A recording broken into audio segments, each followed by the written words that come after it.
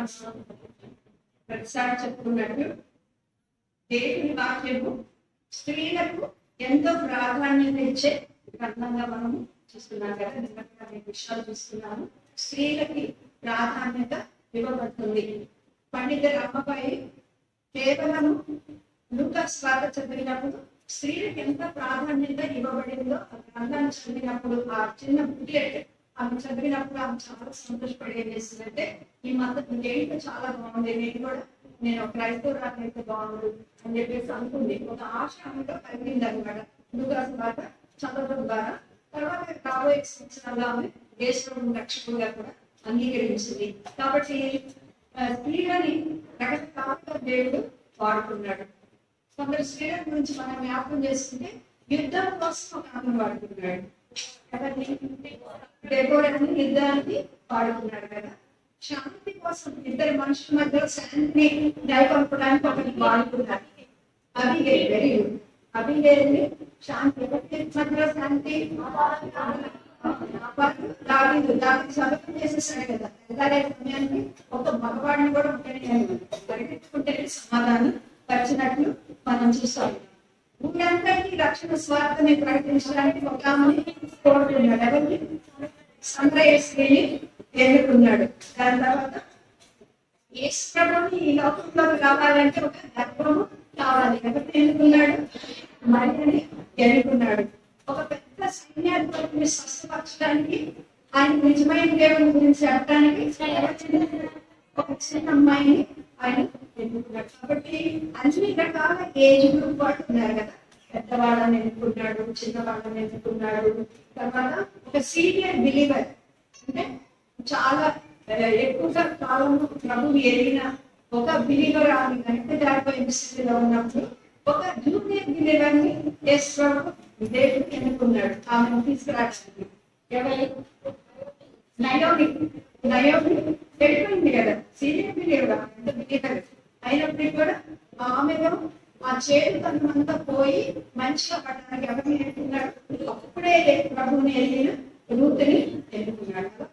స్త్రీలని రకరకాల వయసులో వాళ్ళని, రకరకాల స్థితిలో ఉన్న వాళ్ళని అలాగే దేవుడు వాడుకున్నాడు. మనల్ని కూడా వాడుకోవడానికి ఆయన సమర్థుడు.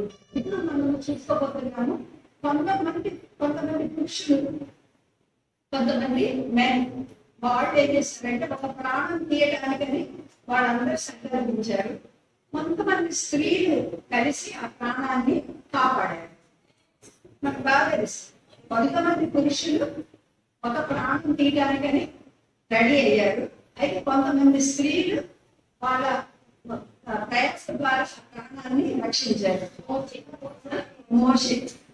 మోషే గురించి మనం చదువుతున్నాం. ఎవరు ఆయన చంపడానికి సంకల్పించారు? ఫరో రాజు, ఆయన సైన్యాధిపతులు, ఐగుప్తు వాళ్ళు, వాళ్ళ పరిచారకులు, వీళ్ళంతా కలిసి ఏం చేయాలి? ప్రతి మగపిల్లవాడిని చంపేయాలని ఉన్నాడు. మరి మోషే కూడా మగపిల్లవాడు కదా. కాబట్టి ఆయన ప్రాణం తీయడానికి ఆ మెన్ రెడీగా ఉన్నారు, మగవాళ్ళు. అయితే కొందరు స్త్రీలు బయలుదేరారు. ఒకళ్ళ తర్వాత ఒకళ్ళు. ఎవరు ఫస్ట్ రక్షించారు? మందర్శనులైన క్షిప్ర, పూయ వాళ్ళిద్దరు. దాని తర్వాత మోషే తల్లి, మళ్ళీ మోషే వాళ్ళ అక్క, చివరికి రాజకుమారులు కూడా వచ్చి వీళ్ళందరూ కలిసి ఈ మోషేని రక్షించినట్లు మనము చూస్తున్నాము. ఈ రోజు కూడా మన దగ్గర కూడా పసి మోషేలు చాలా మంది ఉన్నారు. మన సండే స్కూల్ పిల్లలు, మన ఇళ్ళలో పుట్టిన పిల్లలు, మన దేశంలోని పిల్లలు, ప్రపంచంలోని పిల్లలు ఎంతో మంది ఉన్నారు. వాళ్ళకి ఫ్యూచర్ లేకుండా, వాళ్ళకి ఒక భవిష్యత్తు లేకుండా చేయాలని, లేకపోతే వాళ్ళని పాపంలో దింపడానికని ఈ లోకంలో ఉన్న శక్తులు చాలా ప్రయత్నిస్తారు. టీవీలు, ఇంటర్నెట్లు, ఫేస్బుక్, వీడియోలు, సినిమాలు, ఫ్రెండ్స్, ఇంజనీరింగ్ కాలేజీలు కూడా పిల్లల్ని పాడు చేయడానికి సిద్ధంగా ఉన్నాయి. గంజాయిలు, ఇంకా మత్తు మందులు, ఇంకా డ్రగ్స్, ఇవన్నీ రెడీగా పెట్టుకొని యుద్ధాలు కూడా చిన్న పిల్లలకి భవిష్యత్తు లేకుండా చేస్తున్నాయి కదా. యుద్ధాలు తల్లిదండ్రులు బాంబులేసి చనిపోయారు. అన్నమైన పిల్లలు ఎంతమంది ఉన్నారు? మాకు లెక్క లేదు. అలాగే మణిపూర్ లో కూడా ఎంతో మంది తల్లిదండ్రులు చనిపోయారు. పిల్లలు భవిష్యత్తు వాళ్ళకి పెరిగి పెద్దగా అయినప్పుడు సమాజం మీద వాళ్ళకి కోపం ఉంటుంది అనమాట. ఈ సమాజం, ఈ గవర్నమెంట్ మా అమ్మ నాన్నని చంపేశారు, నేనెందుకు ఈ గవర్నమెంట్ లోపలి ఉండాలి అని మెల్లమెల్లగా తీవ్రవాదం వైపు వాళ్ళు వెళ్ళిపోతా ఉంటారు. అందులోకి వెళ్ళిపోయి నక్సలైట్ గా మారిపోవడము, లేకపోతే మావోయిస్ట్ గా మారిపోవడము, ఇంకా బయట ఐసిస్ అని హమాస్ అని రకరకాల తీవ్రవాదులు తయారవుతున్నారు. కాబట్టి చిన్న పిల్లల్ని గురి చూసి సైతం ఏం చేస్తుందంటే నెక్స్ట్ ఫ్యూచర్ లేకుండా వాళ్ళకి చేస్తుంది. నిజంగా హైదరాబాద్ లో అంతా కూడా చూసినట్లయితే చాలా చిన్న పిల్లలే మొత్తం అందరికి అలవాటు పడిపోయి వాళ్ళు నేను వచ్చే ముందే న్యూస్ పేపర్లో న్యూస్ ఏంటంటే ఒక స్కూల్లో ప్రైమరీ పిల్లలు, చిన్న పిల్లలు అంటే 5వ క్లాసు వాళ్ళందరూ కూడా క్లాస్ లో ఊరికే నిద్రపోవడము, కొంచెము వింతగా ప్రవర్తించడం చేస్తున్నారంట. ఎందుకు చేస్తున్నారు అని టీచర్లు డౌట్ వస్తే అందరికీ అదే రకం చాక్లెట్ ఉన్నాయి. ఏంటో చాక్లెట్ ఎక్కడ కొన్నారని టీచర్లు వాళ్ళందరూ కూడా ఎంతో కష్టపడి కనుక్కుంటే కొత్తగా ఒక షాప్ పెట్టారు. ఆ షాప్ లో రంగులు కైకనట్లా ఎలా ఉంటాయి, దాంతో ఒక చాక్లెట్ అది తింటే వాళ్ళు ఇంకా తిరుగుతుంది అనమాట. మళ్ళీ వస్తాయి. ఇలా చూస్తే దానిలో కొంచెం గంజాయి కలుగుతున్నారు. ఇంకా చాలా వాళ్ళ మొత్తము వాళ్ళ నరాలన్నీ కూడా పాడైపోవడానికి, వాళ్ళ మనసులన్నీ కూడా పాడైపోవడానికి తాగుడు, సిగరెట్లు వాటిని మానుకోగలం, కానీ ఈ గంజాయి మత్తు మందుల్ని నుంచి బయటకు తీసుకురావడం అనేది చాలా కష్టమైన పని. డాక్టర్లకు కానీ పిల్లలు ఉన్న వాళ్ళకి కానీ అది నోట్లో పడేదానికి కూడా వాళ్ళు పిచ్చివాళ్ళు ఎలా అయిపోతారు. సొంత అమ్మని కూడా డబ్బుల కోసమని చంపడానికి వాళ్ళకి మైండ్ వర్క్ సరిగ్గా ఉండదు అనమాట. వాళ్ళు అలా చేస్తున్నారని కూడా తెలియదు. అలా చంపడానికి వాళ్ళు రత్నంతగా వాళ్ళు జైల్లో వాళ్ళ జీవితాలన్నీ కూడా గడిచిపోతున్నాయి. కాబట్టి ఈ రోజు మనం సిస్టర్స్ గా శిప్రా తర్వాత వీళ్ళందరూ కూడా ఎంత కష్టపడి మోషన్ బతికించారు. అలాగే మన తరంలో ఉన్న పిల్లల్ని, మన కుటుంబాలని అలా భద్రపరచుకోవాల్సిన అవసరం చాలా ఉంది. కాబట్టి దేవుడు వాళ్ళని మోషేని కాపాడడానికి వాడుకున్నాడు. మనం కూడా వాళ్ళకున్న మంచి గుణ లక్షణాలు మనం కూడా కలిగి ఉన్నట్లయితే మనం కూడా మనకున్నంత స్థాయిలో మన చిన్న పిల్లల్ని కాపాడుకోవడానికి, మన చిన్న పిల్లలు కానీ తర్వాత మన సంఘ పిల్లలు కానీ మన చుట్టూ ఉన్న పిల్లలు కానీ కాపాడుకోవడానికి అది వీలవుతుంది. మొట్టమొదటిగా మనము వాక్య భాగం చదువుకుందాము. ఏ పుస్తకంలో ఉంది మోషే గారు? నిర్గమకాండము ఎక్సోడస్ ఫస్ట్ చాప్టర్ 15 నుంచి ముందు 22 వరకు, 15 నుంచి 22 వరకు చదువుకుందాము. మరియు ఐగుప్తురాలు షిప్రా పూయాను హెబ్రీయ మంత్రస్థానంతో మాట్లాడి చదువు.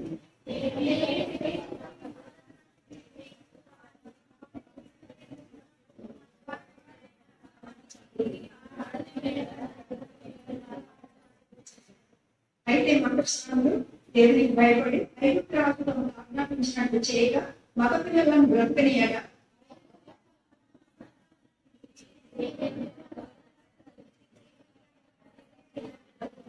అందుకు ఆ మంత్రస్థానంలో చెప్పిన స్త్రీలు వంటి వారి వాళ్ళు, వారు చనిపోయిన వాళ్ళు మంత్రస్థానం వారి ఎదురు వెళ్ళకుండా వారు ప్రసరించి ఎదురని వాళ్ళతో చెప్పింది.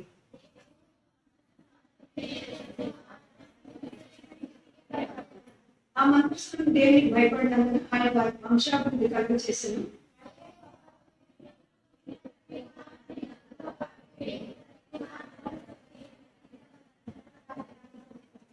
రెండవ అధ్యాయంలో కొంచెం చదువుదాము. లేవి వంశస్థుడు అక్కడికి వెళ్ళి లేవి కుమార్తెను వివాహం చేసుకున్నాడు.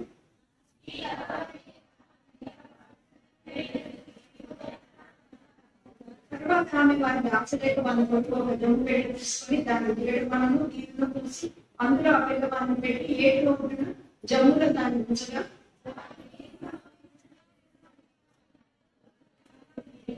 పర్వ కుమార్తె స్నానం చేయడం లేడి వచ్చాను. ఆమె పరిగెత్తులు ఏడిలో నడుచుండగా ఆమె మనసులోనే ఆ బిడ్డను చూసి తన పరిగెత్తిన వాళ్ళని పంపి దాన్ని తెప్పించి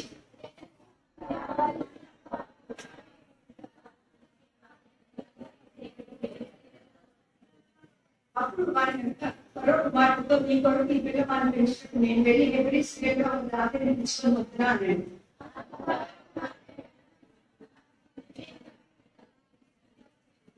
మరో కుమార్తె ఆమె పోయి బిడ్డను తీసుకుని పోయి నా కొడుకుని పాలించి పెంచుకుని నేను జీతం ఇస్తానని చెప్పగా ఆ స్త్రీ ఆ బిడ్డను తీసుకుని పోయి పాలించి పెంచారు.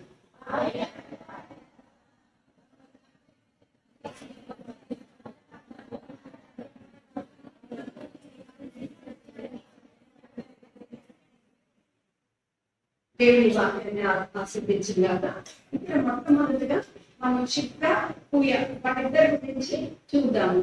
వాళ్ళిద్దరి గురించి చూసినప్పుడు వాళ్ళు చేసిన ఉద్యోగాలు మనం చూసినట్లయితే పెద్ద పెద్ద ఉద్యోగాలు ఏమి కాదు.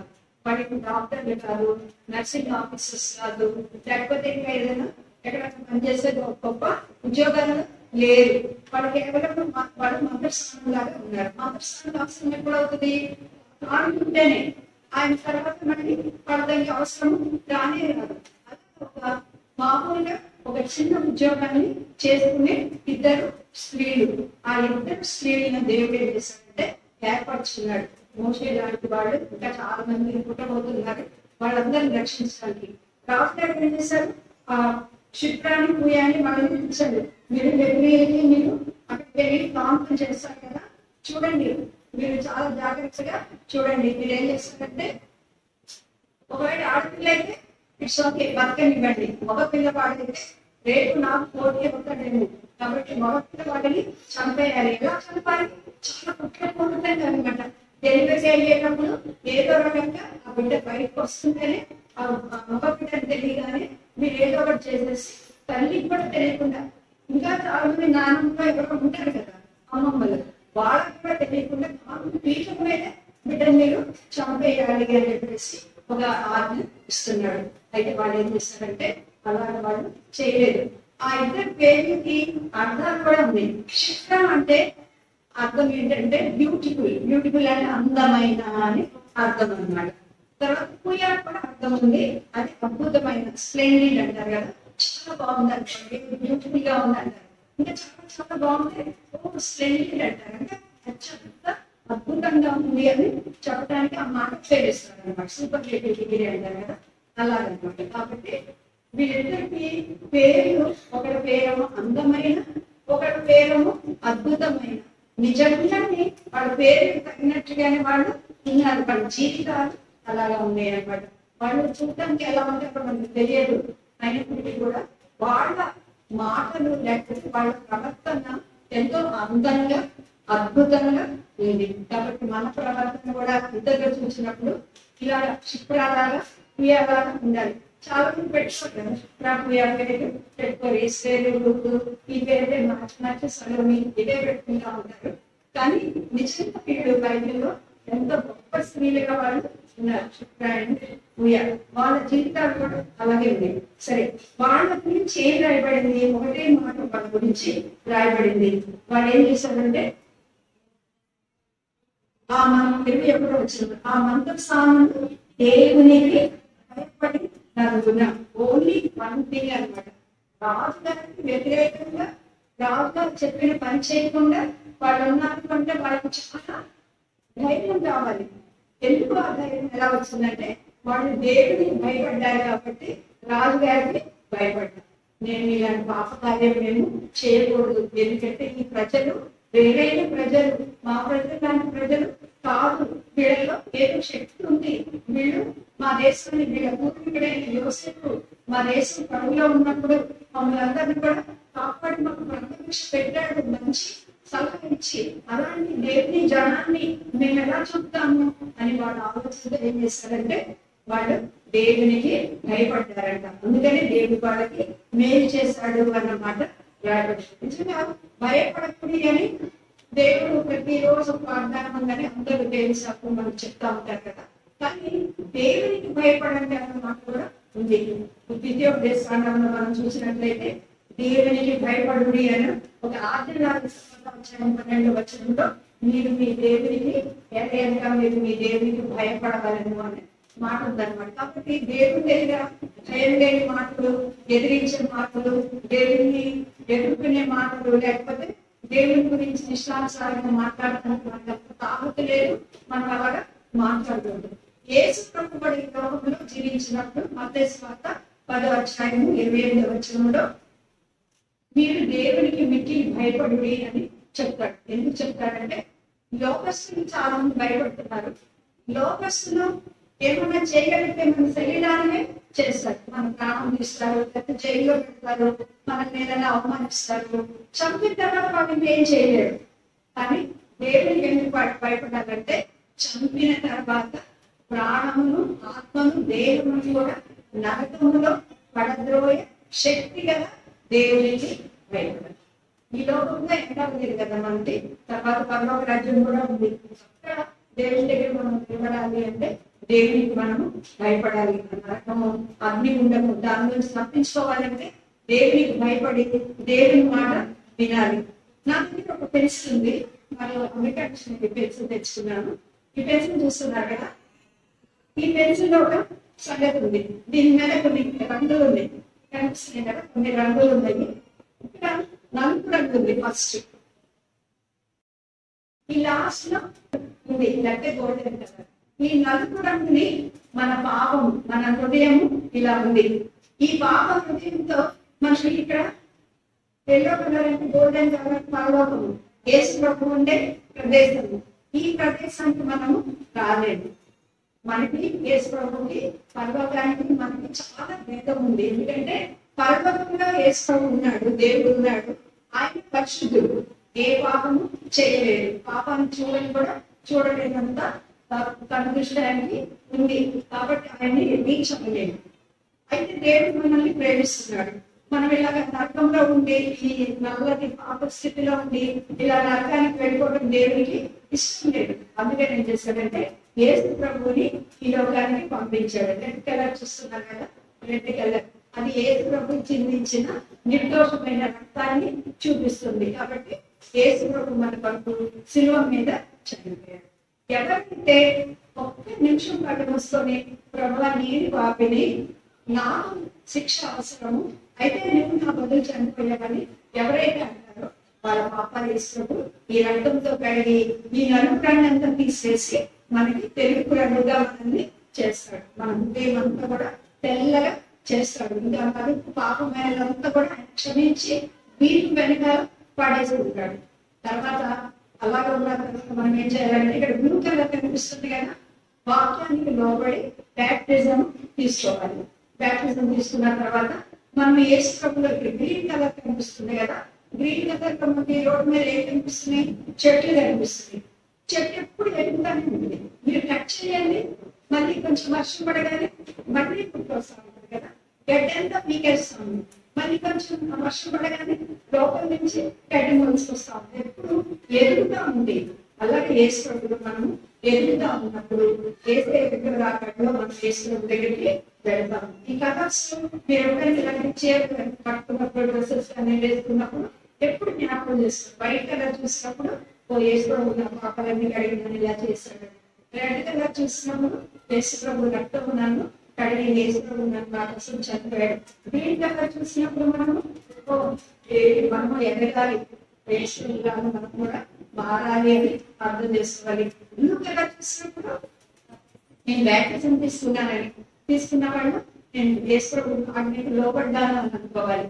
లేకపోతే తీసుకున్న వాళ్ళు నేను బ్యాప్టిజం తీసుకోలేదు కదా అని జ్ఞాపకం చేసుకోవాలి. తీసుకున్న ఉన్నారు ఇక్కడ రెడీ అవ్వండి. బ్యాప్టిజం యేసు ప్రభు ఆజ్ఞకి లోబడాలి. తప్పనిసరిగా లోబడితేనే మనం యేసే ప్రేమైన పిల్లలాగా ఉంటాము. కాబట్టి ఈ విషయాన్ని వాళ్ళు గమనించారు. నిజమైన దేవుడు ఉన్నాడు, ఈ లోకాలందరికీ పుట్టించిన దేవుడు. రాజానికి మేము ఎందుకు భయపడాలి? ఒకవేళ రాజు మనం చంపితే చంపనేలేదు, కానీ వీళ్ళకి ఎంత ద్రోహం చేయలేము. పుట్టిన బిడ్డలు మేము అలా చంపలేము. అది వాళ్ళు దేవుని బిడ్డలు వీళ్ళు అనే వాళ్ళు గ్రహించి దేవునికి భయపడ్డారు. దేవునికి భయపడినందుకు దేవుడు ఏం చేశాడంటే వాళ్ళని దేవుడు ఎంజాయ్ చేస్తాడు కాదు, మరి ఏం చేశాడు? వాళ్ళకి మేలు చేస్తారు. చూడండి,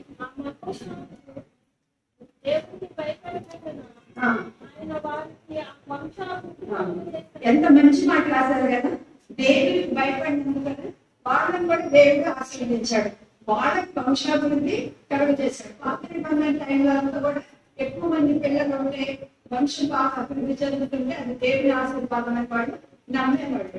కొత్త నిబంధన సమయంకి వచ్చిన తర్వాత మనం మన కడుపుని పుట్టే బిడ్డల కన్నా కూడా ఆత్మీయమైన బిడ్డల మీదే మన ఆశ అంతా కూడా పెట్టుకోవాలి. నా ద్వారా ఎవరైనా రక్షణ పొందాలి, నా ద్వారా ఎవరైనా ప్రభువుని తెలుసుకోవాలి, నాకు ఆత్మీయ సంతానము కావాలి అన్న సంగతిని మనం జ్ఞాపకం చేసుకోవాలి. ఎందుకంటే కొత్త నిబంధనలో ఎక్కడ కూడా నీ పిల్లలు పుట్టారు అని పౌలు గాని పేరు గాని ప్రార్థన చేసి పిల్లలు ఇచ్చినట్టు లేరు. ప్రతి చోట ఎక్కడ రాసినా కూడా వాళ్ళు పొందాలి, రక్షణ పొందాలి, ఏ కుటుంబంలో చేరాలి, ఇదే ఉంటుంది అన్నమాట. కాబట్టి ఇంకా ఈ ఆశీర్వాదాల కోసం ఆటలాడటం మనం కొత్త నిబంధనలో చూడము. ఇప్పుడు మనం కొత్త నిబంధనలో ఉన్నాము, పాత నిబంధనలో ఉన్నాము, కొత్త నిబంధనలో ఉన్నాం.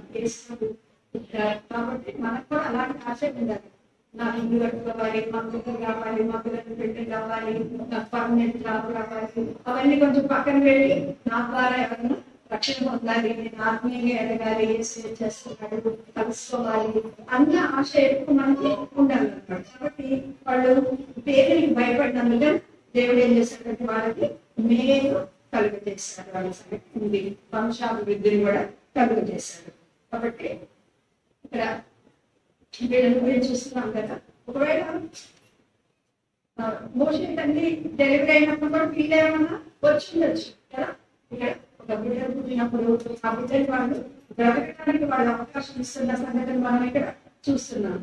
నెక్స్ట్ ఇంకొక మంచి విషయం వీళ్ళ చిత్రం గురించి ఇంకా మంచి విషయం ఏంటంటే, ఇప్పుడు నిర్గమకాండంలో మనం చదివాం కదా, ఎవరెవరి గురించి చదివాము, మదర్ స్వామి గురించి చదివాము, ఇంకా తర్వాత మోషే తండ్రి గురించి చదివాము, వాళ్ళ అత్త గురించి చదివాము, రాజకుమార్తె గురించి కూడా చదివాము.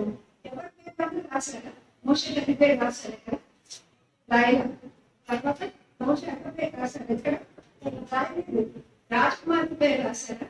ఎక్కడ రాయలేదు. కానీ మదర్ స్వాములు ఒక చిన్న ఉద్యోగం, రాజకుమార్తె స్టేటస్ తో పోలిస్తే వీళ్ళంతా చాలా చిన్నవాడు కదా.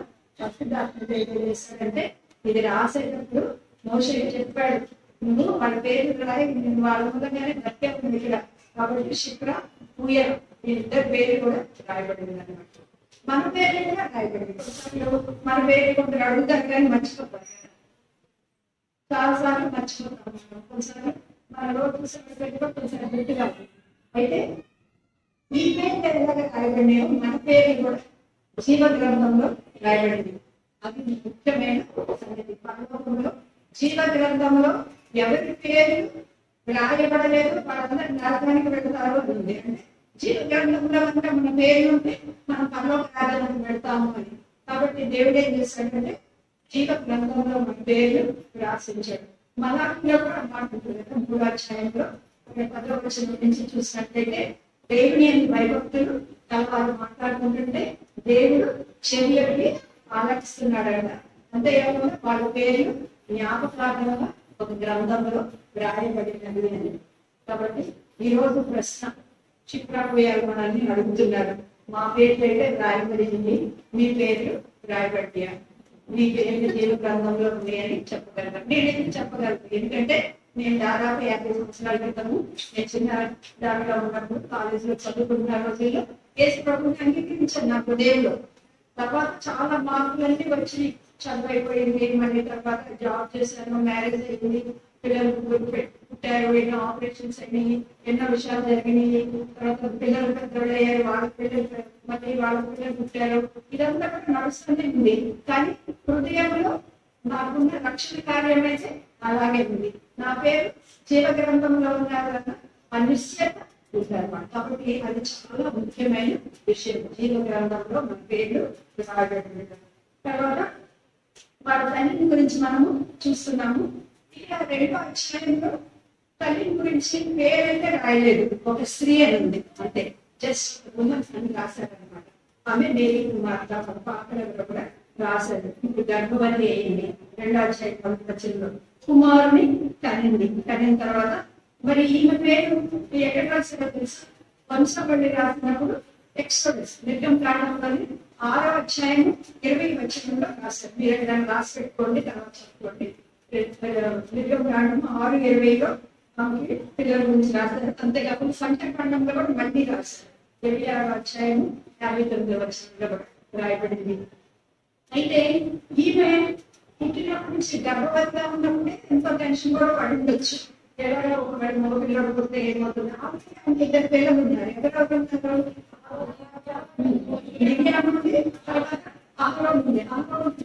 ఉన్నాడు 3 సంవత్సరాలకి వారికి గర్భవతి, మరి ఎవరు పుడతారా అని అనుకుంటా ఉంది.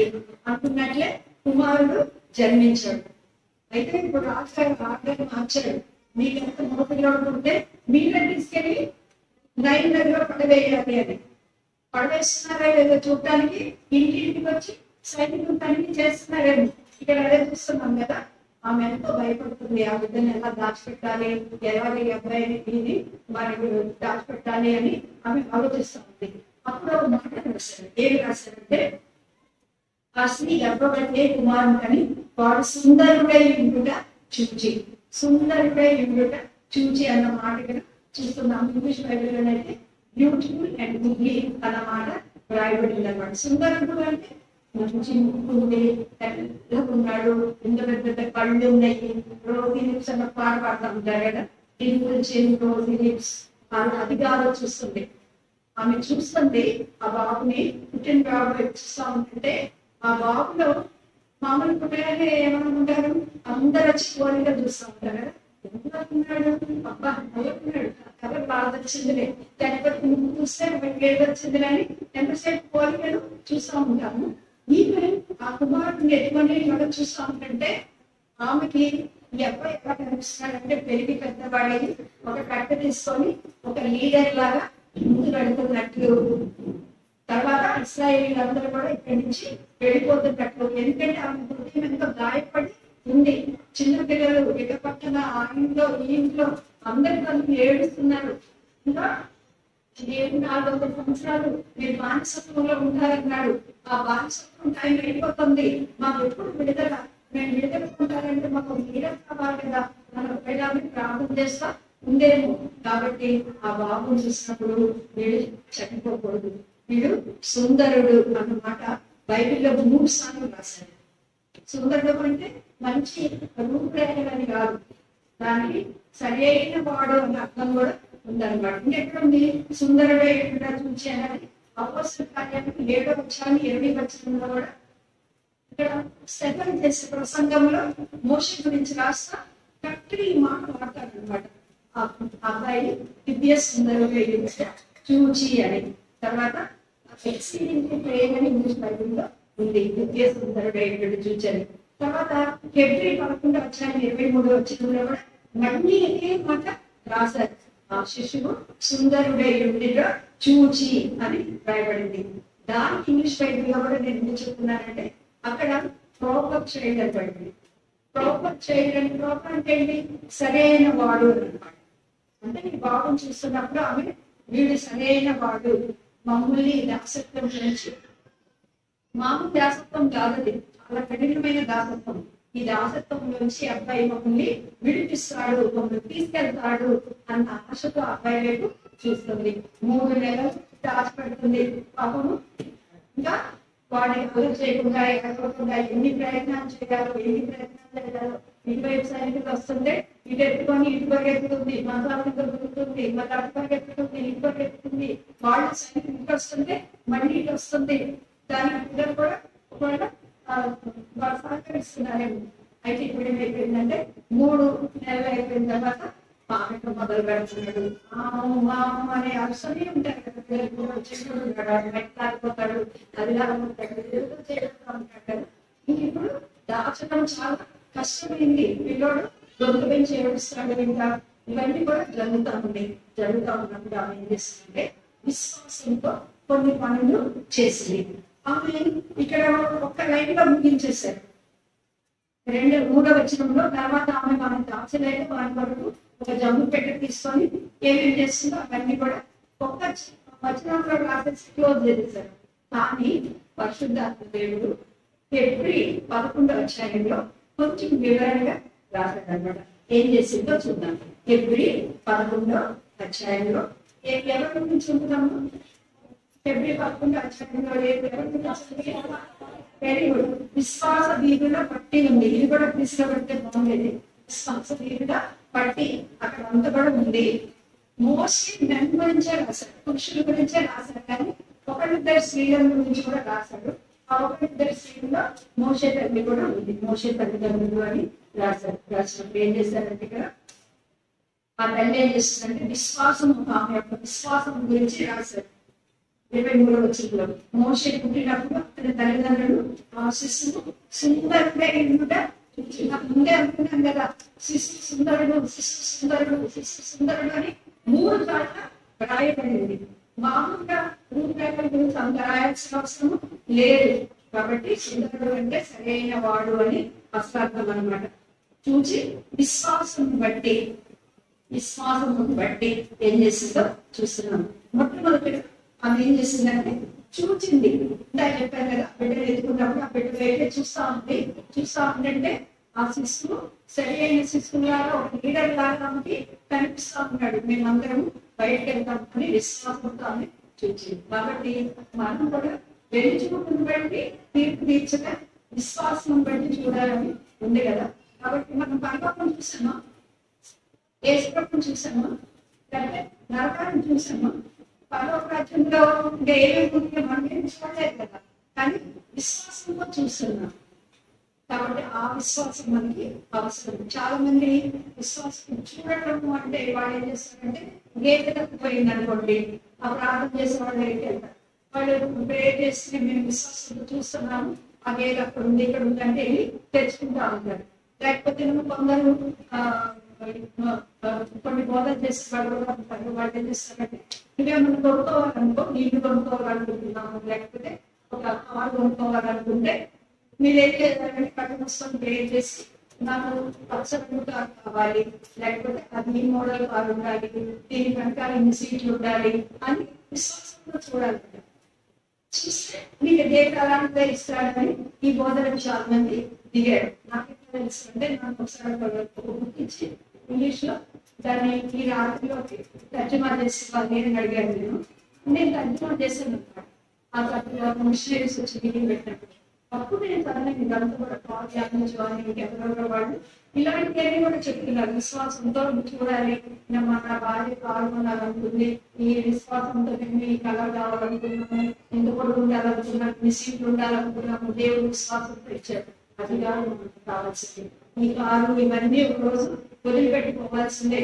విశ్వాసంతో పరలోకం ఉంది, నరకం ఉంది, అనేక నరకానికి పరిగెత్తుతున్నారు. వాళ్ళు ఎలా కాపాడండి, మనం ఇక్కడ జీవితమే జీవిస్తుంటే మనకు వచ్చే బహుమానాలన్నీ పోతాయి అన్న విషయాన్ని మనం విశ్వాసంతో గమనించాలి. కాబట్టి ఈ బాబు వైపు ఆమె అది బాగుంది, ముగ్గు బాగుంది అని పైకి చూడటం లేదు. ఏం చూస్తుంది, ఈ అబ్బాయి లీడర్ వెళ్ళి మమ్మల్ని నడిపిస్తాడు అన్న విషయాన్ని చూసింది. కాబట్టి విశ్వాసంతో చూచింది. రెండో విషయం ఏం చేసింది, రాజాజ్ఞకు భయపడక అనింది. కాబట్టి రెండోది మనం ఏం చేస్తున్నామంటే విశ్వాసంలో భయం ఉండదు. నువ్వు నమ్మావనుకోండి భయం ఉండదు, నమ్మలేదనుకోండి భయం ఒక దెయ్యం కాదు మనం పడుకుంటుంది. మనము విశ్వాసం ఉంచకపోతే మనల్ని చాలా ఈ అవిశ్వాసం మనం పీడిస్తుంది అనమాట. ఉదాహరణకి వెళ్తున్నాము, అక్కడ ఏదో నిమ్మకాయలో ఏదో పెట్టారు, చూడక తొక్కేసుకుంటా వెళ్ళిపోయాడు. వెళ్ళిపోయిన తర్వాత ఎవరో చెప్పారు నీ తొక్కావు ఏమవుతుందో. నువ్వు భయపడ్డావు దానికి, నువ్వు రాత్రి కూడా నిద్రపోలేదు. ఏదో అయిపోతుంది, ఏం వచ్చేస్తుంది అని అది రాని తెలియని మనమే తెచ్చుకొని ఆ భయంతో ఇంకా చాలా కళలు అనేసి ఆ కళలు మళ్ళీ అర్థాల కోసం మళ్ళీ ఇంకెవరి జరుగుతుంది.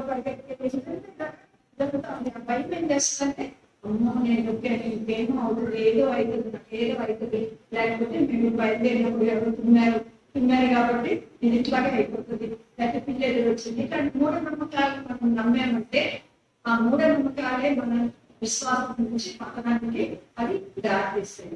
నువ్వు విశ్వసించాలనుకో, నా దేవుడు నా వ్యసనాలన్నిటి కోసం చనిపోయాడు, ఇది నన్ను ఏం కూడా చెయ్యదు, నా దేవుడు శక్తిగల దేవుడు, నిజమైన దేవుడు, ఈ సాతాను అంధకార శక్తులన్నిటికన్నా కూడా మించిన దేవుడని మనం నమ్మకనుకోండి, మనం విజయోత్సాహంతో ముందుకి వెళతాం. కాబట్టి రాజాజ్ఞకు భయపడక, ఒకవేళ బయట చదవకూడదు, ఎవరు చర్చికి వెళ్ళకూడదు, అలాంటి ఎదుగుతా రావచ్చు. వాళ్ళు చూస్తా ఉన్నాం కదా ప్రపంచవ్యాప్తంగా.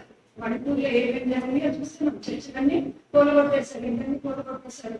ఎక్కడ గొడవ జరిగినా కూడా క్రైస్తవుని అరెస్ట్ చేశారు, క్రైస్తవుల మీద దాడి చేశారు. రేపు మన ఆంధ్రప్రదేశ్ లో తెలంగాణలో జరగదు అన్న దానికి మనకేమీ లేదు. ఎందుకంటే మన 4 వార్డుల ఎలక్షన్స్ అంటే ఒక తెలంగాణ అంటే కాంగ్రెస్ గవర్నమెంట్ వచ్చింది, మిగతా అంతా కూడా వేసుకోవడం ఇష్టపడిన వాళ్ళే పరిపాలిస్తున్నారు. ఏ పరిస్థితి కన్నా మనం రెడీగా ఉండాలి. రాబోయే రోజుల్లో మన పిల్లలు కూడా తప్పిదు చేయాలి. రాజాకు భయపడక విశ్వాసంతో ఆ దేవుడు ఉన్నాడు, మమ్మల్ని నడిపిస్తాడు, ఈ ఉద్యోగం లేకపోయినా పర్వాలా, లేకపోయినా పర్వాలా అన్న విశ్వాసం ఉండాలి. మూడోదిన వాడు ఏం చేశారు, రాజాకు భయపడక 3వ విషయం కూడా చేశారట. 3 మాసంలో అతని దాచిపెట్టేది. కాబట్టి విశ్వాసంతో కూడిన క్రియలు అది ఇక్కడ మనం చూస్తున్నాం. మొట్టమొదటిగా కోర్సి అంటే రాబోయే సందర్భంగానే చూచింది. రెండోది విశ్వాసంలో దేర్ ఇస్ నో ఫియర్, భయము లేదు. మూడోదిగా విశ్వాసంకి యాక్షన్స్ ఉన్నాయి, ఫెయిత్ ఆల్వేస్ యాక్ట్. కానీ విశ్వాసం ఉందని మనం ఇంట్లో కూర్చుంటే అది కుదరదు. విశ్వాసాన్ని మనం చేతల్లో చూపించాలన్నమాట. రాహబ్ ఏం చేసింది, వాళ్ళ దేవుడు నిజమైన దేవుడు నమ్మింది, వెంటనే తీసుకొచ్చి జనపనాటకంలో వాళ్ళని దాచిపెట్టింది. అందుకని దేవుడు ఆమెని నీతిమంతురాలుగా గెలిచాడు. చాలా విశ్వాసం ఉంది. ఎడారిలో ఓడకట్టమన్నాడు, సముద్రమే లేదు దేవుడు. నేను నమ్ముతాను కానీ ఓడకే కట్టాలి, మరి వచ్చా ఎడారిలో ఇక్కడ నీళ్ళే లేవు అని అనుకోలేదు. విశ్వాసంతో అందరు ఎగతాళి చేస్తుంటే కూడా ఓడని కట్టేశారు. కాబట్టి విశ్వాసము క్రియలు ఇది చాలా ముఖ్యమైన సంగతి. లేకపోతే ఇంకే మాటలతో ప్రగల్భాలు కలిగే వారంగా ఉంటారు కానీ ఆ విశ్వాసం యొక్క ఆనందం మనము పొందలేము. కాబట్టి ఎవరి వాడు పర్సనల్గా మనం దాన్ని తీసుకోవాలి. కాబట్టి దేవుడు ఏం చేశాడు, ఆమె అంత విశ్వాసంతో ఆమె ఏం చేసింది, దాచిపెట్టిన తర్వాత దీంట్లో ఒక జమ్ము పెట్టి తీసుకుంది, కీలు పోసింది తర్వాత బేబీ దానిలో తీసుకొని పెట్టి ఆమె ఎంత దేవుడు జ్ఞానం ఇచ్చారంటే నైందని అక్కడ 2 ఈ జమ్ము మొక్కలు ముంచున్నాయి అనమాట. దానిలో అక్కడ పెట్టినట్టు మనం ఇక్కడ చూస్తున్నాం. మీరు ఎక్కడ వెళ్ళారు ఈజిప్ట్కి, ఐగుప్తు మేము కూడా వెళ్ళాము. ఏషియన్కి వెళ్ళినప్పుడు దాన్ని కూడా తీసుకెళ్తారు అనమాట. తీసుకెళ్ళినప్పుడు నైల్ నదిలో మమ్మల్ని ఒక క్రూజ్ అంటే ఒక పడవలో నైల్ నది అంతా ఒక ట్రిప్ వేశారు. దానికి వేరే డబ్బులు కడితే మనకి నైల్ నదిలో ట్రిప్ వేస్తారు. అప్పుడు గైడ్ ఉంటాడు కదా, మనకు అన్ని చెప్తా ఉంటాడు. ఆయన చెప్పాడు, దీన్ని ఈ జమ్ము ఆకుని పపైరైస్ అంటారు. ఈ పపైరైస్ ఆకులు చాలా మంచి అంట. అవి క్రొకోడైల్స్ రిపేర్ అంటారు. అంటే మొసళ్ళు ఉంటాయి కదా, మొసళ్ళు ఈ వాసన తగిలితే ఈ జమ్ము వాసన తగిలిన దగ్గరికి రావంట. పాములకి కూడా కొన్ని ఆకులు ఉంది, మనకి పాములకి కొన్ని ఆకులు వాసన పడదు. పెంచుకున్నామంటే పాముల శ్రేణిలోకి రావన్నమాట. అలాగే ఒక్కొక్కదానికి ఏదో ఒకటి అన్ని దేవుడు పెట్టాడు. అలాగే ఈ మైండ్ అంతా కూడా ముస్తతో నిండుతుంది అనమాట. ఆ నైల్ నది కూడా చాలా ఆశ్చర్యం. వచ్చింది కాబట్టి సందర్భం చెప్తున్నాను. 9 దేశాల గుండా ప్రవహించి ఐగుప్తుకి వస్తుందంట. వచ్చాక తర్వాత ఎర్ర సముద్రంలోనే ఎక్కడో కలుస్తుంది 9 దేశాలు. ఒక్క నది ఉంటేనే గోదావరి నది, మన తెలంగాణ మాకు నీరు పడుతున్నారంటే నీరు వాడుకుంటున్నారంటే మన అందరం కూడా పోట్లాడుకుంటున్నాం కదా. దేశాలు పాడుకుంటూ వచ్చి ఇక్కడ ప్రవహిస్తుంది అనమాట. తర్వాత ఐగుప్తు గురించి ఇంకో విషయం ఏం చెప్పాడంటే ఆయన గైడ్ వర్షమే ఉండదంట, మొత్తం సంవత్సరం కూడా వర్షమే ఉండదంట. ఒక 2 రోజుల్లో ఎప్పుడో కొంచెం అలా గల్లులు పడితే కానీ మాకు అసలు వర్షం అనేది ఉండదు, మాకు తెలియదు వర్షం అంటే అన్నాడు. మరి మనకు ఎలా ఉంటుంది అంటే నైల్ నది ఉంది కదా, నైల్ నదికి వరద వస్తూ ఉంది అంట. వరద వచ్చినప్పుడు పొంగిపోయింది. అది ఇతర దేశాల నుంచి ఆ వరద వచ్చినప్పుడు మట్టిని కొట్టుకొని వస్తుంది, పొంగి మట్టి అంటారు కదా, అది కొట్టుకొని వచ్చి అది పొంగిపోయినప్పుడు ఆ మట్టి అంతా కూడా ఇరు ప్రాంతాల్లో వదిలేస్తుంది, మేటేసి నీళ్ళు వెళ్ళిపోతాయి అన్నమాట. ఆ మెట్టలు వచ్చి చాలా స్థానం ఉంటుందంట. అరటి గెలలమ్మ ఎడారిలో అరటి గెలలు వాళ్ళు నెంబర్ 1 అంట పెంచడంలో. ఐగుప్తులో వాళ్ళకి వచ్చిన నీళ్లు లేదు, ఒక నదుకే ఏదో దేశం నుంచి వచ్చి అక్కడ వెళ్తుంది. దాంతో వాళ్ళు గోధుమలు, బియ్యము, అరటి పళ్ళు ఇవన్నీ కూడా పెంచి వాళ్ళంతా కూడా ఎగుమతి చేసి దేశానికి వాళ్ళ డబ్బులు సంపాదించుకుంటారు. అక్కడ దేవుడు మోషే కోసం వేసుకోవడం కూడా ఐగుప్తులో కొంతకాలం ఉంటాడు కదా. ఐగుప్తు లాంటి దాన్ని కూడా దేవుడు ఆశీర్వదించాడు. కాబట్టి ఈమెం చేసిందంటే మొసళ్ళు ఉంటే నైలు నదిలో బిడ్డను పరవేయాలి. అయితే జమ్ము పెట్టే చేసి ఆ జమ్ములో పెట్టి ఆ జమ్ము గడ్డిలో ఆమె వదిలిపెట్టింది అన్నమాట. దేవుడంతా జ్ఞానం ఇచ్చాడు. ఈమె విశ్వాసానికి ప్రతిఫలం దొరికింది. ఈ అబ్బాయి కాపాడబడ్డాడు. తర్వాత ఈ అబ్బాయికి ఈమె ఆయన సొంత కుమారుడికి చక్కగా దర్జాగా బయట కూర్చొని అరుగు మీద కూర్చొని వాడికి తినిపిస్తుంది, పాలు తాగిస్తుంది, ఇంకా అన్ని కూడా చేస్తుంది. పైగా దానికోసం డబ్బులు కూడా వస్తుంది. తర్వాత ఆయన లీడర్ కూడా అయిపోయాడు. కాబట్టి మనం దేవుని కోసము విశ్వాసంతో ఇంత చేసినా కూడా దేవుడు మనకి ఇంత చేస్తాడు. అలా చేసి మనం దేవుడిని శోధించినట్లయితే దేవుడు ఎంతో మేలు చేస్తాడు. నెక్స్ట్ ఇప్పుడు ఎవరు వస్తున్నారు? ముగ్గురు అయిపోయారు కదా. మిరియాం వస్తుంది. మిరియాం పెద్ద పిల్ల కాదు, చిన్న పిల్ల. అమరావతి కంటే కూడా ఇంకా పెద్దది అనమాట. మేబీ ఒక 10 ఏళ్ళు అలా ఉండొచ్చు. అంటే ఆ అమ్మాయి వస్తుంది.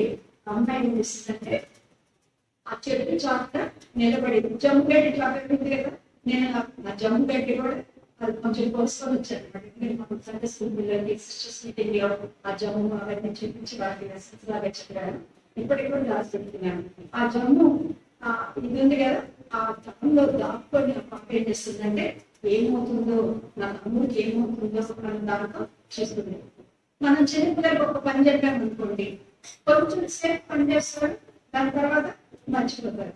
నేను మా మనవాడిని తీసుకొచ్చి మంచిగా గొడవపెట్టి అప్పుడే పిల్లలు వచ్చాను ఆడుకుంటాను. మరి ఎక్కడే ఉంటాను, నేను పాల్గొని వస్తాను అని ఆ పిల్లల దగ్గర పెట్టి నేను ఇలా లోపలికి అంతగది అంటే పుస్తకాడు మళ్ళీ నా ఆయనకు వచ్చాడు. ఇది బాగుంది పెట్టచ్చు ఏంటి అనే తప్పని వాడు మంచిగా నుంచి కింద పడ్డాడు. ఒక్క నిమిషం పిల్లలు సరే సరే అంటారు కానీ ఎందుకు వచ్చాడు నాకేదో చెప్పడానికి వచ్చాడు. ఏదో చెప్పడానికి వచ్చాడు కానీ పిల్లలు మనకు తెలిసి వచ్చాడు కదా, వాడికైతే గంట మంది కింద పడ్డాడు. కాబట్టి పిల్లలు ఏదైనా పని చెప్తే కొంచెం సేపు చేయగలరు కానీ తర్వాత చేయలేరు. కానీ పాప ఏం చేస్తుందంటే చివరి వరకు కూడా ఉంది. అంటే ఆమె పని ప్రాముఖ్యతని ఎరిగింది.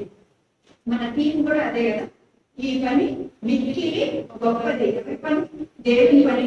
వాళ్ళమ్మ చెప్పేది, వాళ్ళమ్మ పడుతున్న ఆరాటం అదంతా అమ్మాయి చూస్తుంది. ఈ అబ్బాయి గొప్ప లీడర్ అవుతారు, మా తమ్ముడు పెద్ద లీడర్ అవ్వాలి, మమ్మల్ని అందరినీ కలిసి తీసుకెళ్ళాలి. ఆ అమ్మ చూస్తుంది అందరిలో జరిగే సంగతులన్నీ కూడా. వాళ్ళ నాన్నని వాళ్ళందరినీ ఎట్లా పుట్టి వాళ్ళు పని చేయించుకుంటున్నారు, కష్టపడుతున్నారు, తినడానికి తిండి లేదు, ఎండకి మాడిపోతున్నారు. అది కాకుండా పిల్లల్ని చంపడం పని చూసిన తర్వాత మేము బయటకు వెళ్ళాలంటే మాకు ఒక లీడర్ కావాలని అర్థం చేస్తుంది. అంతేకాకుండా తమ్ముడు బతకాలి, ఎట్టి పరిస్థితుల్లో మా చిన్న తమ్ముడు చనిపోకూడదు అన్న ఉద్దేశంతో ఆమె ఉందన్నమాట. కాబట్టి ఆమె మొట్టమొదటిగా పని యొక్క ప్రాముఖ్యతని ఎరిగింది. మనకు కూడా మన దగ్గరికి వచ్చే సండే స్కూల్ పిల్లలు, మనకు వచ్చే చర్చి పిల్లలు, లేకపోతే మన కడుపును పుట్టిన పిల్లలు, మన మనవాళ్ళు మనవరాళ్ళు, వీళ్ళందరూ బాగా చదువుకోవాలి, ఉద్యోగాలు సెటిల్ అవ్వాలి, అవన్నీ ఉన్నాయి. కానీ వీళ్ళు నరకానికి వెళ్ళకూడదు, వీళ్ళు కంపల్సరిగా వేసుకొని నమ్ముకోవాలి అన్న విషయాన్ని జ్ఞాపకం చేసుకోవాలి. అదెంతో ప్రాముఖ్యమైనది. వాళ్ళ చదువుల కన్నా దేనికన్నా కూడా ప్రాముఖ్యమైనది. నేను అందుకే పిల్లలకి ఏదో వంట చేసి అని పెడతా ఉంటే పిల్లలు కూడా మనం కోపడతా ఉన్నారు. అందరూ అమ్మమ్మలాగా వెళ్ళి ఊరికే వంట చేయడం, పిల్లలకి ఏదో వండి పెట్టడం అవే చూస్తున్నాము. ఎక్కువగా మాట్లాడినంత కూడా వేసుకోవడం గురించి వాళ్ళతో మాట్లాడుతూనే ఉండాలి అని నాకు జ్ఞాపకం చేస్తూ ఉంటారు అన్నమాట. అందరూ అమ్మమ్మలు ఇంత పిల్లలు పెట్టుకొని లేదని కదా నాకు నప్పించడం. కానీ వాళ్ళ రక్షణ దాని గురించి అప్పటి నుంచి నేను కూడా పిల్లల గురించి బాగా ప్రార్థన చేస్తూ ఉంటాను. ఎందుకంటే ఆ పిల్లలు యుక్త వయసు వచ్చినప్పుడు మంచిగా రక్షణ పొందాలి, వేసుకుని గురించి వాళ్ళు అర్థం చేసుకోవాలి, నరకాగ్ని నుంచి వాళ్ళు తప్పించబడాలి. ఎంతో పిల్లలు కొంచెం కింద పడితేనే ఎంతో బాధపడతాము. అలాంటిది వాళ్ళు నరకాన్ని కలిగితే మన సొంత పిల్లలు ఎలా ఉంటుంది. కాబట్టి ఈ అమ్మాయి పని ప్రాముఖ్యత జరిగింది. తర్వాత రెండవ అమ్మాయిలో నమ్మకం ఉంది. మా అమ్మ నిలబడుతుంది, తమ్ముడిని చివరి వరకు చూడనుంది, కాబట్టి నేను అలా చేస్తాను అని చెప్పేసి నమ్మకంగా ఉందన్నమాట. కాబట్టి సంఘంలో మనకి ఏదైతే బాధ్యత ఇవ్వబడిందో, ఏ పని అయితే ఇవ్వబడిందో దాన్ని నమ్మకంగా 100% నమ్మకంగా మనం చేయాలి. ఆ చివరి వరకు కూడా చేయాలన్నమాట. ఫర్ ఎగ్జాంపుల్ అల్లం చిన్నపాయలు ఉంటాయి కదా, గీరమని చెప్పాడు, మీకు అన్ని చేసేసాడు. చేసేసి అక్కడ పడేసి వెళ్ళిపోయాడు. నా పని అయిపోయింది, అందులోకి పని చేసి వెళ్ళిపోతాను. చూసుకోవాలి. ఇంకెప్పుడు దాని మీద ఇంకేదో బస్సు పెడతారు, ఇంకా దాని మీద అది పెడతారు. ఒకసారి మాకు చర్చ కూడా ఇట్లాగే అయింది అనమాట. ఇంకా అదో ముద్ద అవన్నీ కూడా చేస్తారు కష్టపడి చేసి ఏం చేస్తారంటే మూడు పెట్టేశారు. దాని మీద ఏదో సామాన్ పెట్టారు, ఇంకేదో సామాన్ పెట్టారు. 3 రోజులు ఎవరు పట్టించుకోవాలి, గిన్నెకి వేయాలి, పేస్ట్ అయిందా లేదా ఏం చేయాలి, జస్ట్ 7 మంది నేను అంత అయిపోయింది. అదంతా కూడా మూసిపోయింది, వేస్ట్ అయిపోయింది అనమాట. అంటే పని ఒకటి చెప్పినప్పుడు దాని చివరి వరకు చూడాలి. మందులు వేసుకొని ముగ్గురు కోడలు చెప్తా ఉంటారు కదా, ముగ్గురు కోడలు ఉంటారు, ఒక పాయింట్ అవి గెస్ట్ వస్తా ఉంటుంటే వీళ్ళు మాటలు మందులు వేసుకొని కీచులు ఆడుకుంటా ఉంటుంటే ఆయన ముగ్గురికి 3 పనులు చెప్పాడు. ఒకళ్ళము పుస్తకాలు పెట్టాలి, ఇంకొకళ్ళము వడ్డించాలి, ఇంకొకళ్ళము మొత్తం క్లీన్ చేయాలి. సరే బతుకమ్మ వచ్చింది, గెస్ట్ వచ్చారు, వాళ్ళందరూ కూర్చోగానే కట్టకట్ట గ్లాసులు ప్లేట్లు అన్ని కూడా పెట్టింది. 2వ వచ్చింది చక్కగా అన్ని కూడా వడ్డించేసింది, పులిహార ఇంకా పాయసం ఏమో ఉంటారు కదా. 3వ వచ్చింది గబగబ గంప తెచ్చి అవన్నీ వేసుకొని తీసుకెళ్ళి పడేసింది. వాళ్ళు తిన్నారా? తెలియదు. ఇంకా సాంప్రదాయం చేస్తుంది అంతే. చెప్పారు, నేను అవన్నీ కరెక్ట్ చేస్తాను, మొత్తం విషయం తీసుకెళ్ళి పడేయాలి. అలాగా దేవుని పని చేస్తే మనం చాలా కష్టపడతాం. కాబట్టి దేవుని పనిలో నమ్మకత్వం అనేది చాలా ముఖ్యమైనది. ఎక్కడ చూసినా చూడకపోయినా మామూలు ఆఫీస్ పనుల్లో కూడా నమ్మకత్వంగా చేయాలి. ఇంట్లో పనులు కూడా విసుక్కుంటా కసుకుంటా ఎవరైనా సహాయం చేయలేదు మిగిలినే కదా చేసుకుంటుంది. దాన్ని చాలా బాధపడిపోతూ ఉంటారు. పక్కలు దాని సిస్టర్ వీళ్ళలో మావి వంటలు చేయాలి, వాళ్ళకి ఇల్లు ఏమంటాడు, నువ్వు అలవాటు చేసుకోలేదు, ఒక్కరు ఒకటి చేయడం అలవాటు చేస్తారు. చిన్నప్పటి నుంచి పిల్లలు ఒక డిసిప్లిన్, పిల్లలతో కూడా ఒక డిసిప్లిన్ లో పెట్టుకొని అలాగే చేసుకోవాలి. సేవలో మేము అన్ని కూడా నేర్చుకున్నాం. దేవుని సేవలో మేము అలా నేర్చుకున్నాం. వంటకి మా ఇంటి పనులకి చాలా తక్కువ టైం ఇస్తాము. దేవునికి, దేవుని మందిరానికి, దేవుని బిడ్డలు చేయడానికి ఎక్కువ టైం కేటాయించుకుంటాం అన్నమాట. మార్నింగే అన్ని నిద్ర లేచేటప్పటికే అన్నం పప్పు కూర ఇంకా ఏదేదో పెట్టేది తినాలి. అట్లాంటి సెంటిమెంట్స్ పెట్టుకుంటే దేవుని సేవ చేయండి. ఎలా ఉంటే ముందరినీ వంట చేసి పెట్టేవాళ్ళు. దేవుని సేవకి మళ్ళీ మా ఇంట్లో వచ్చి ఫోన్ చేసేవాళ్ళు. మార్నింగే అన్ని 1-2 అలా చేయండి. దేవుని సేవ చూస్తానికి కొంచెం వెరైటీస్ చేసి వాటన్నిటి హాట్ బాక్స్ పెట్టేసి మళ్ళీ అందరికన్నా 10 గంటలకు ఆగాలంటే 9:30కి నేను నా పిల్లలు బ్రదర్ మళ్ళీ పనులు చెప్పడం అవి కూడా చేయలేదు, ఎప్పుడు చేయలేదు. మొత్తం పని నేను వేస్తున్నాను. ఎందుకంటే వాడు సేవ చేయాలి, వాడు అందుబాటులో ఉండాలి. కాబట్టి ఇంటి పనులు, పిల్లల పనులు, పిల్లల కటింగ్ కూడా నేను తీసుకెళ్ళి కటింగ్ చేయించుకొని చెప్తాను. కాబట్టి సేవకి ఎంత ఎక్కువ టైం ఇవ్వగలిగితే అంత టైం మనం ఇచ్చినప్పుడు దేవుడు ఆశీర్వదిస్తాడు. నమ్మకత్వం అమ్మాయి చూపించింది. తర్వాత ఆమెలో గొప్ప సమయస్ఫూర్తి కూడా ఉంది, ధైర్యంతో కూడా సమయస్ఫూర్తి. రాజుగారి కూతురు వచ్చింది, రాగానే ఆ పిల్ల మెదడు అసలు పాదర్శనలకు పనిచేస్తుంది అనమాట.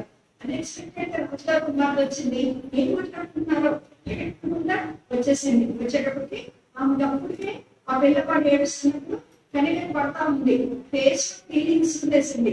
అమ్మా నేను ఏదో కొంచెం జాలి కలుగుతుంది, నేను కూడా దాన్ని మొత్తము ఉపయోగించేసుకోవాలి అనుకుంది. వచ్చి అడగకుండా ఏమైనా అడిగే రాయనిస్తున్నాము అని ఆమెకి ఇంకా చాలా చెరిగట్టలు ఉన్నారు. వాళ్ళందరూ కూడా ఆయాలాగా పెంచుతారు. ఈమె పరిస్థితిగా ముందుకు వెళ్ళిపోయి ఎవ్రీగా ఒకడు అనగానే అమ్మ ఆయ కావాలా, నేను ఎందుకు తీసుకొస్తాను అని. నేను ఫస్ట్ టైం చిన్నప్పుడు చదివినప్పుడు కూడా ఎవరితో తెస్తుంది అనుకుంటున్నాను నేను. తర్వాత నెక్స్ట్ టైం చదివితే ఎవరు తెచ్చింది, సొంత తల్లినే తెచ్చింది. ఎంత ధైర్యం కావాలి కదా. ఆమెకి ఎలా చెప్పినప్పుడు రాజకుమార్తె మైండ్ కూడా మారవచ్చు. ఏంటి నువ్వు అనుకున్నావు, నీకు తెలుసా, నీ బేబీ వాళ్ళ అమ్మ నీకు తెలుసా, లేకపోతే సొంత కుమారుడు, అవి కూడా పడుకుని వచ్చాను. అయినా కూడా అన్నిటిని తెగించి ఆమె అడిగింది. కాబట్టి ఎంతో విశ్వసిస్తుంది అమ్మాయి. సమయస్ఫూర్తితో ఆ బిడ్డని కాపాడటానికి ముందుకు వెళ్ళినట్టు మనం చూస్తున్నాం. అయితే ఆమెకి దేవుడే ఉన్న బహుమానం ఇచ్చాడు, మిరియానికి ఇచ్చాడు. ఏమనంటే మీగా మనం 6వ అధ్యాయం 4వ వచనంలో మనం ఏం చదువుతామంటే, దేవుడు ఇశ్రాయేలుని విమోచించడానికి మోషేని, అహరోన్ని వాళ్ళని నాయకులుగా, ప్రవక్తగా నియమించాడు అంటుంది. కాబట్టి మిరియామును కూడా పేరు ముందు చేశాడు దేవుడు. మోషే, అహరోను, మిరియాము వీళ్ళ ముగ్గురిని కూడా నాయకులుగా, ప్రవక్తలుగా.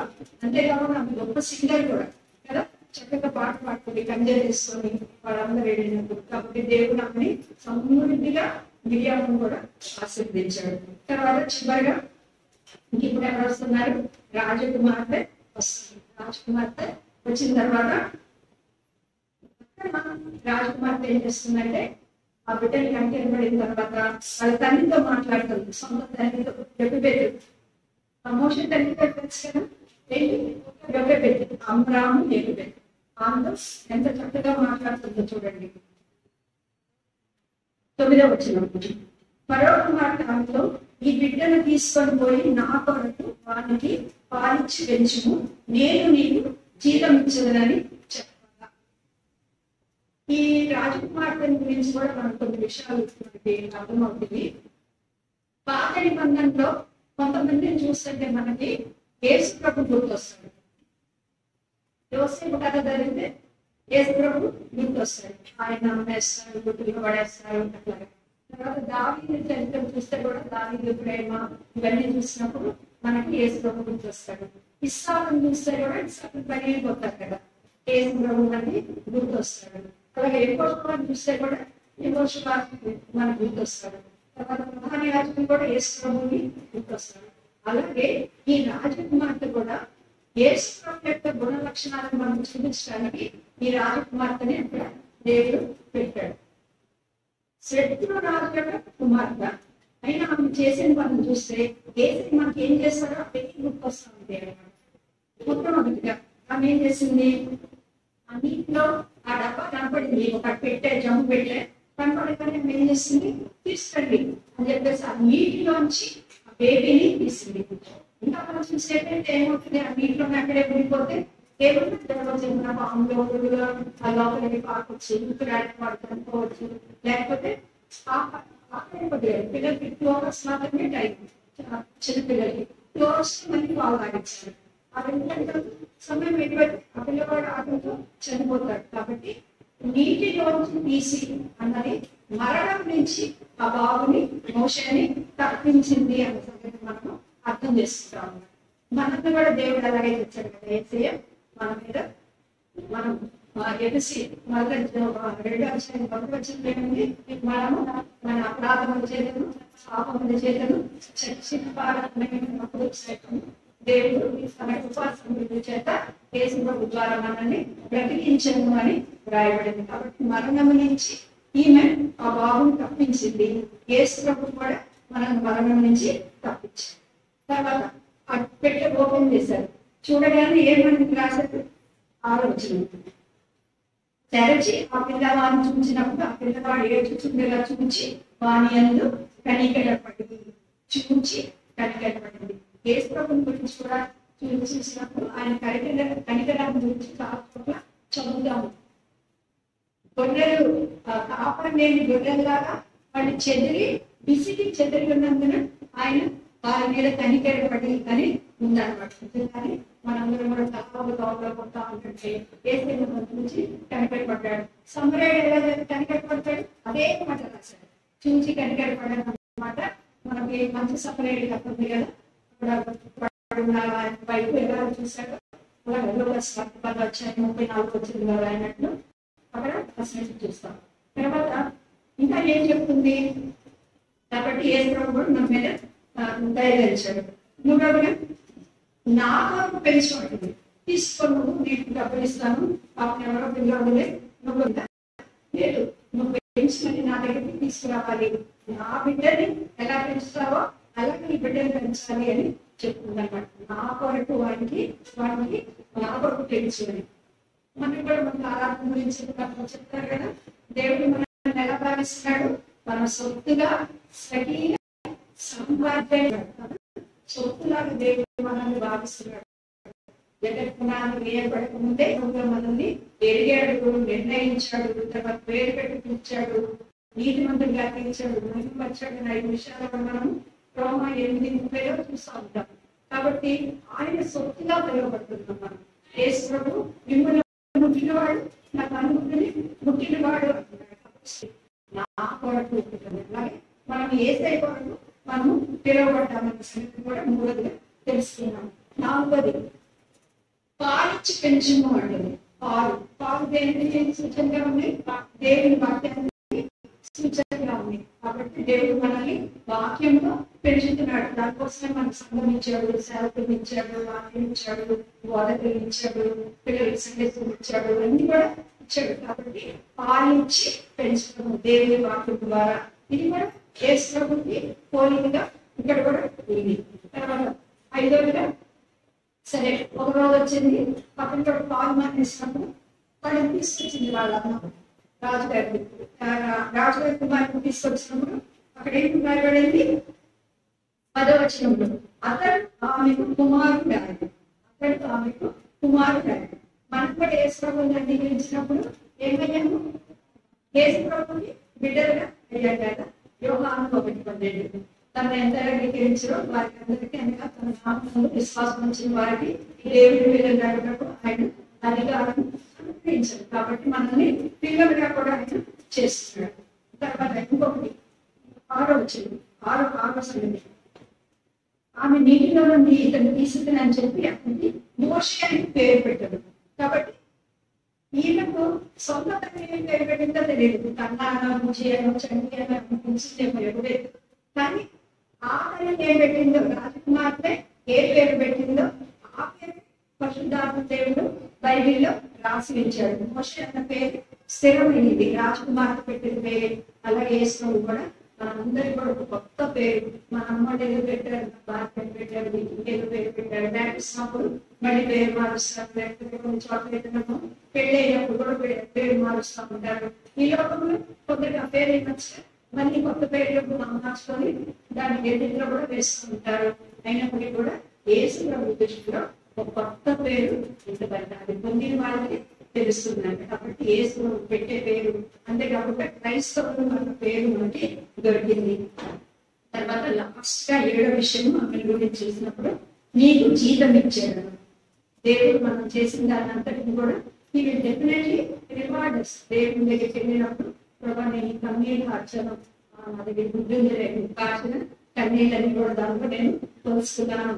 తర్వాత నేను ఇన్ని బాధపడ్డాను, అవును నేను చూసాను విన్నాను, నేను నోట్ చేస్తున్నాను అని అలా నమ్మకమైన మంచి రాష్ట్రాన్ని దేవుడు మనకి కూడా ఇస్తాడు. కాబట్టి ఈమె టైప్ ఆఫ్ యేసు ప్రభువుకి సాదృశ్యంగా ఆమె ఉంది అన్న సంగతి మనం ఇక్కడ గమనిస్తున్నాము. చిత్రప్రియాలు ఉన్నారనుకోండి, వాళ్ళిద్దరు మొదలు హెల్ప్ చేశారు కదా, వాళ్ళిద్దరిని చూసినప్పుడు మనకి ఏమర్థమవుతుంది? వాళ్ళిద్దరు మంత్రస్వాములు. వాళ్ళు గురితే పసిబిడ్డల్ని బ్రతికించడం. మొత్తం వస్తుంది అంటే ఇంట్లో మనతో మానేసి రావాలి, వచ్చి కాంపోయే వరకు ఉండి చేయాలి. వాళ్ళు గురితే పిల్లల్ని రక్షించడం. కాబట్టి వాళ్ళు మానవత రూపంలో కూడా వాళ్ళు ఏం కానీ చేయలేదు. తల్లి అనుకోండి న్యాచురల్ గా అంటారు కదా, తల్లి కూడా అపార్థమైన ప్రయత్నం ద్వారా మోసే బతకాలని కోరుకుంటుంది. అక్క ఉందనుకోండి సొంతంగా కదా పిల్లలకు తమ్ముడు చనిపోవడాన్ని కోరుకోరు. వీళ్ళని అందరూ మానవ రీత్యా ప్రేమ కలిగి ఉన్నారు, కానీ రాజకుమార్తె ప్రేమ కలిగి ఉండడం అనేది దైవికమైన ఇన్ఫ్లుయెన్షన్ అంటారంటే జోక్యం చేస్తున్నాడు. దేవుడు జోక్యం చేస్తున్నాడు. మనం ఎప్పుడైతే సిన్సియర్ గా ఉన్నామో దేవుడు కూడా వచ్చి మన పనిలో జోక్యం చేస్తుంది. మనం తప్పక ఆశీర్వదిస్తాడని మనకు మోషే పక్కన మనకి రాజకుమార్తె ద్వారా తెలుస్తుంది. ఎందుకంటే రాజకుమార్తె చేసిన విషయాలు 7 చూసాం కదా, 7 కూడా యేసు ప్రభువు మనం చేసినట్టే ఉన్నాయి. కాబట్టి నేను ఈ ప్రపంచ గురించి ఆలోచించినప్పుడు నేను ఒక బొమ్మ తయారు చేస్తున్నాను, ఒక పువ్వు తయారు చేస్తున్నాను అనమాట. చేసి ఆ పువ్వులన్నింటినీ కూడా రేఖలు ఉంటాయి కదా, 5 పెటల్స్ ఉంటాయి కదా, ఆ పెటల్స్ కి పేర్లు రాస్తున్నాను.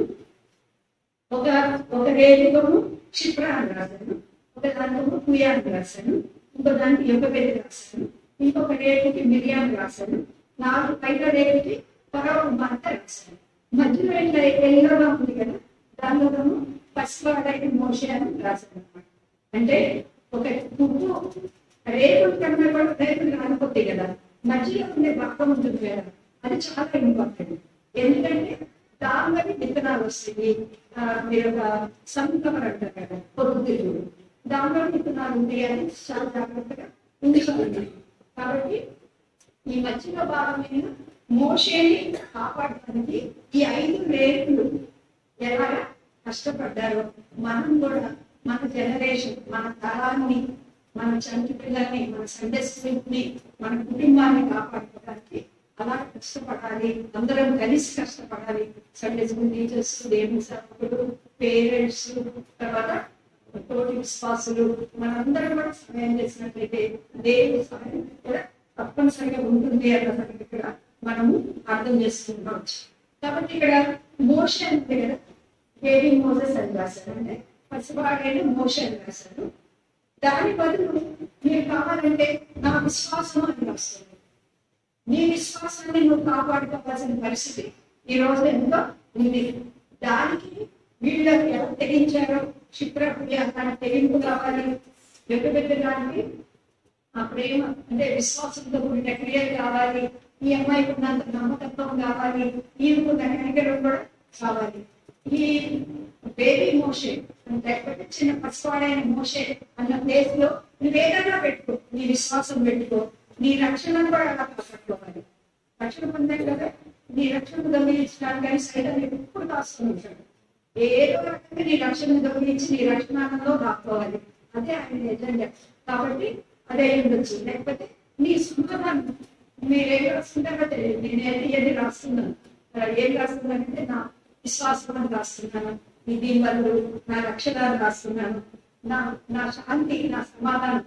మన సమాధానం దొరికించడానికి ఇక లోకమంతా కూడా ఏదో మనకి అడ్డంగా చేస్తూనే ఉండాలి. కాబట్టి ఆ సమాధానం మనం కాపాడుకోవడానికి మనం ఎప్పుడు ప్రయత్నించాలి. దేశంలో ఇచ్చాడు సమాధానం, మనం కాపాడుకోవాలి కదా.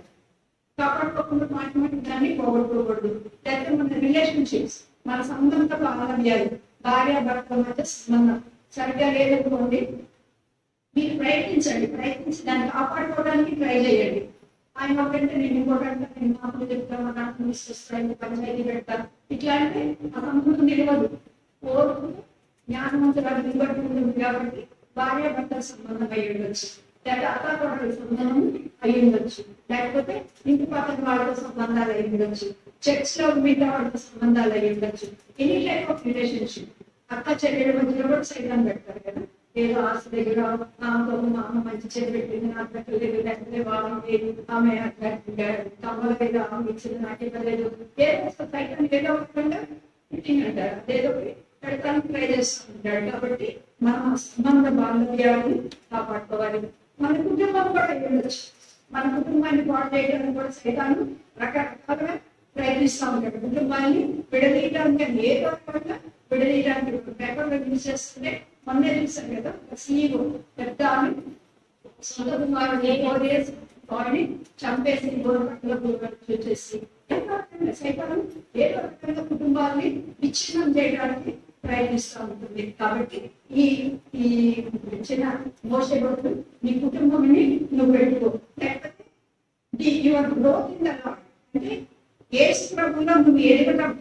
ఆ ఎదగటంగా ఆపేయడానికి ఈ లోకంలో చాలా పరిస్థితులు. టీవీలో మీరు ఆన్ చేస్తే కళ్ళ ఇచ్చి చూడటమే చూడటం, లేకపోతే ఫోన్లో ఏదో చూసుకోవడము, లేకపోతే పూర్తి డైవర్ట్ అయిపోతాం. అది చూడటమో, ఇది చూడటమో, అది చేయటమో, ఇది చేయటమో, ఏదో అవకాశాల ద్వారా మనం ఒకవేళ తప్పిపోవచ్చు. కాబట్టి మనం ఇలాగా ఈ రేపులన్నీ కలిపి పచ్చివాడైన మోషేని ఎలాగో భద్రపరిచారు. మన కుటుంబాన్ని, మన విశ్వాసాన్ని, మన సమాధానాన్ని, మన సంబంధ బాంధవ్యాన్ని, మనకు ప్రభువులో ఉన్న ఆసక్తిని మనం కాపాడుకోవడానికి మనం అలా ప్రయత్నించినప్పుడు తప్పనిసరిగా దైవికమైన సహాయం మనకి వస్తుంది. ఎక్కడి నుంచో ఒక దుర్గు అంటారు కదా, సడన్ గా రాజుగారి కుమార్తె వచ్చి నెరవేయటమేంటి కదా, అనుకోనిది అసంభవమైన దేవుడిగా జరిగించాడు. మన జీవితాల్లో కూడా అసంభవమైన వాటిని దేవుడు జరిగించినట్టు శక్తి మనం ప్రార్థన చేస్తున్నాం.